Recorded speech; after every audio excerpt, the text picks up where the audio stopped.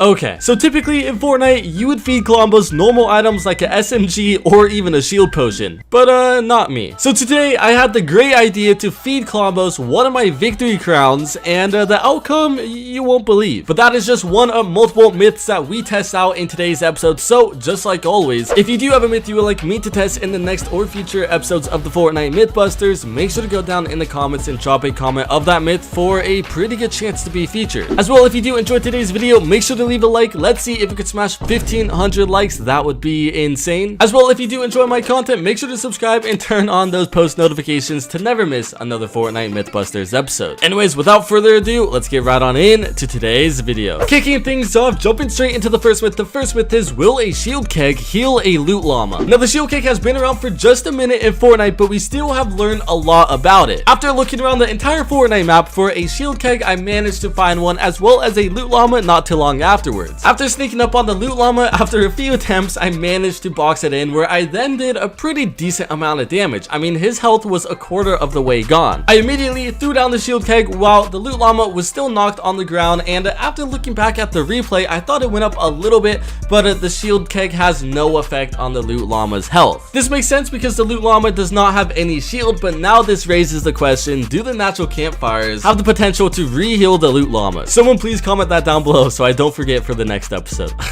Going into the next myth, is, will a tornado affect you while you are resting in a tent? So not only does the tornado destroy any buildings that are in its path, if you are close enough to the tornado, it'll actually suck you up into the air, where you then begin to glide around it. Testing this myth out in game, I basically got ahead of the tornado, where I then jumped into the test and began resting, and it literally destroyed the watchtower right in front of my eyes. The tornado got closer and closer, and it did no damage to the tent whatsoever, which I thought was pretty interesting. But as soon as I thought I was in the clear, I got out of it, and it immediately made me start gliding. So I tried it one more time, but this time I wanted to go directly through the dead center of the tornado, where I did, and it in fact did break the tent. I was not able to retrieve the tent afterwards, and it immediately sent my player up into the air to begin gliding. Going into the next myth, is, will Spicy ChugSplashes give Klombos a speed boost similar to how it does to players as well as NPCs? Now, we actually tried a similar myth in the last episode, but instead of the Spicy ChugSplashes, we tried to see if the hot chili peppers will give Klombos a speed boost when he consumes them,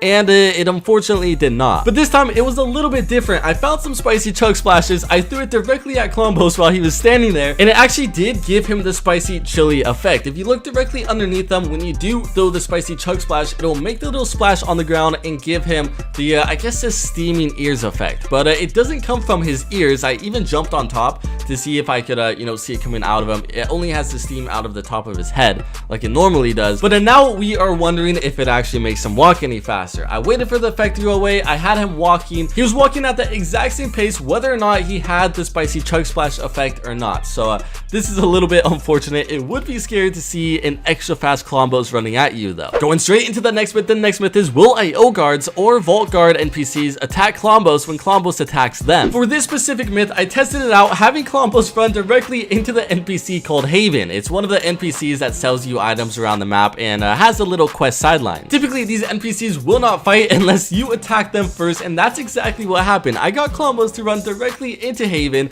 and they did not have a good time after that. Klombos was shooting the little green balls, I don't know exactly what those are called, directly at the NPC, where the NPC was firing back with his pistol, not knowing that Klombos is impossible to kill. When Klombos also does the smash effect onto the ground, it'll also launch the NPCs back like how it does to a normal player. Definitely a pretty interesting myth, one that I did not expect to work. I thought they were friends. I mean, they're always right next to each other on the map. Going into the next myth, is, can you store a victory crown in a tent mid-game? So we already know that you could store mythical weapons that you get from bosses and NPCs in the tents, and the victory crowns are also considered a mythical item. Trying this out, I was in a public match. I threw down a tent where I had the victory crown. I opened up the tent immediately, and it made me try and equip a stashable item. So in order to stash something into tent, you have to be holding the item. That's the problem with the victory crown. Since you can't actually put the victory crown into your hands, even if your inventory is completely empty,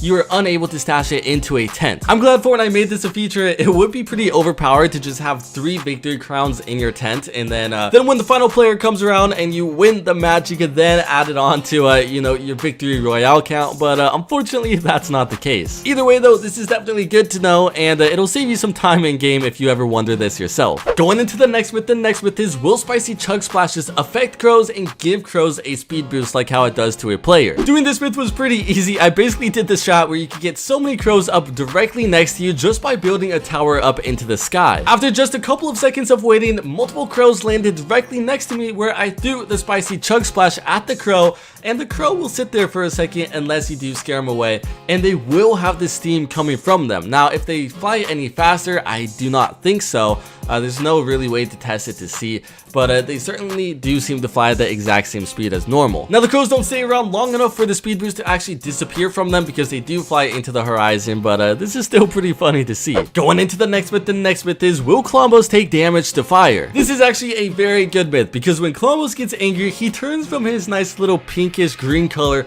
into this red with like his ears turn into magma. It would only make sense if he doesn't get affected by fire. I gathered a few firefly jars from the forest in Fortnite, where I then went over to Klombos. I threw down the fire, and it only does 1 damage to him. Klombos will immediately get angry, and the fire will stick onto him. Now, it does not actually, you know, continue doing damage to like how it does with a normal player, but the immediately 1 damage is just enough to get him mad. Honestly, something good to know, you might want to be more cautious where you throw your firefly jars from now on. Going into the next myth, is what happens when Klombos goes into water? Can Klombos swim? Will he drown? What exactly happens? I'm not even kidding, literally probably 80 to 90 episodes ago, we tested to see if you could drown in Fortnite, and you actually are able to. If you stay underwater long enough, you will slowly take damage. Now, unfortunately, you cannot bait Klombos into the open ocean, but Fortnite did keep this in mind by adding a spawn point of Klombos next to this little lake, and they did even add water effects. As soon as Klombos comes through the water, water will be dripping from underneath him, as well as his footsteps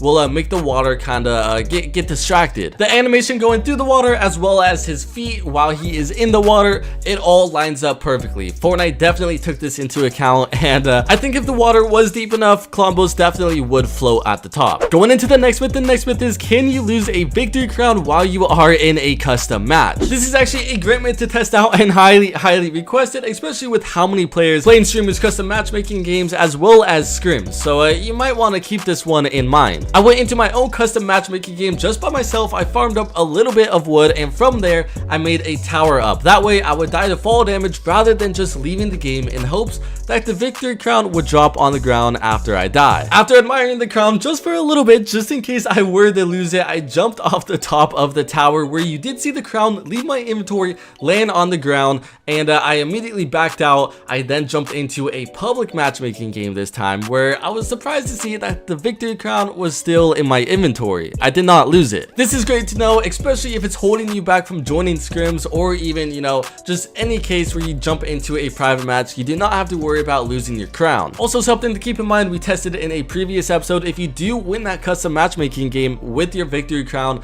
it will not count towards your wins. So if that's your if you're trying to, you know, farm wins, that won't work. Going into a highly requested myth. This myth is what happens when you feed Klombos a victory crown. Now, I don't know who really would do this in a real match, because the victory crowns are pretty difficult to come across, especially if you don't win many games in Fortnite. The game before this, I got a victory royale. That way I had the victory crown in my inventory, and I made my way over towards Klombos. Now, before, I grabbed a few weapons, a mini potion, as well as an AR, just to, you know, give Klombos something to eat before the victory crown. Klombos immediately took up the AR, ate it in an instant, as well as shot out a weapon. I then had to drop the crown in front of him, where at first he would not eat the crown. He literally completely disregarded it. He walked over it, and I was not able to get it till he walked away. I was confused, so I wanted to see if Klombos just would not eat the crown, so I dropped a few other items with the crown all together in a big pile, where Klombos did in fact eat the crown. It disappeared from the map, and he gave us something in return. You won't believe it. After giving Klombos one of the most important items in the game, he returns us with one of the worst shotguns you could get.